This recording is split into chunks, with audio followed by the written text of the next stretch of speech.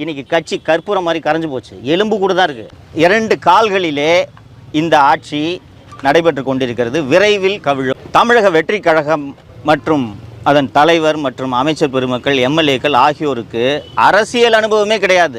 1,72 லட்சம் மக்கள் தமிழக வெற்றி கழகத்திற்கு வாக்களித்திருக்கிறார்கள். நீங்கள் விரும்பினாலும் விரும்பாவிட்டாலும் இது மக்களின் தீர்ப்பு. இதை ஏற்றுக்கொண்டு எடுத்தவுடனே எல்லாரும் சைக்கிளில் ரேஸ் போயிட முடியாது. முதல் நாள் 230 இடங்களில் தாவேக ஆட்சி கவிழும் என்று திமுக தலைவர் சொல்வது அவருக்கு அழகல்ல என்று சொன்னார்.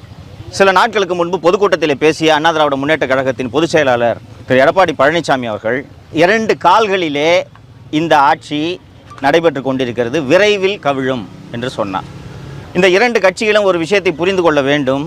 1,72 லட்சம் மக்கள் தமிழக வெற்றி கழகத்திற்கு வாக்களித்திருக்கிறார்கள். நீங்கள் விரும்பினாலும் விரும்பாவிட்டாலும் இது மக்களின் தீர்ப்பு. இதை ஏற்றுக்கொண்டு அரசியல் செய்ய பழகி கொள்ளுங்கள். எல்லாருக்கும் சைக்கிள் ஓட்டுற பழக்கம் இருக்குன்னு நினைக்கிறேன். எடுத்தவுடனே எல்லோரும் சைக்கிளில் ரேஸ் போயிட முடியாது. முதல் நாள் குரங்கு பெடல் போடுவீங்க, கீழே உழுவீங்க, முட்டியில் அடிபடும். பிறகுதான் உங்களால் அழகாக சைக்கிளை ஓட்ட முடியும். தமிழக வெற்றி கழகம் மற்றும் அதன் தலைவர் மற்றும் அமைச்சர் பெருமக்கள், எம்எல்ஏக்கள் ஆகியோருக்கு அரசியல் அனுபவமே கிடையாது. அதற்கு பிறகுதான் நிர்வாக அனுபவம்.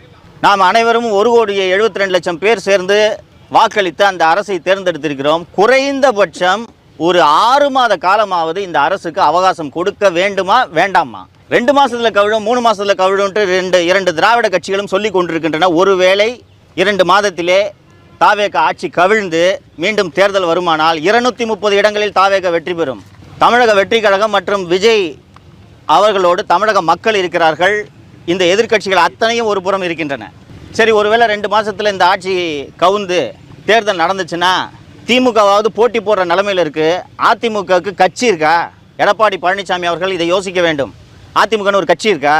கொத்து கொத்தாக சாரியாக அதிமுகவிலிருந்து அணியாக சென்று கொண்டிருக்கிறார்கள் தாவேகவை நோக்கி.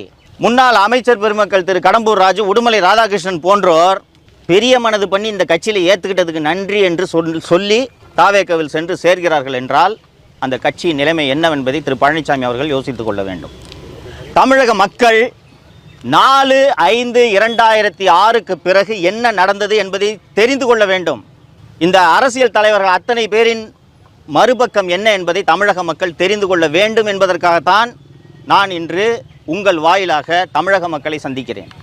தோழர்களே, 4/5/2026 அன்றைக்கி ரிசல்ட்டு சாயங்காலம் வந்துருச்சு. 108 தாண்டில் தாவேக, இவங்க 47, திமுக 72.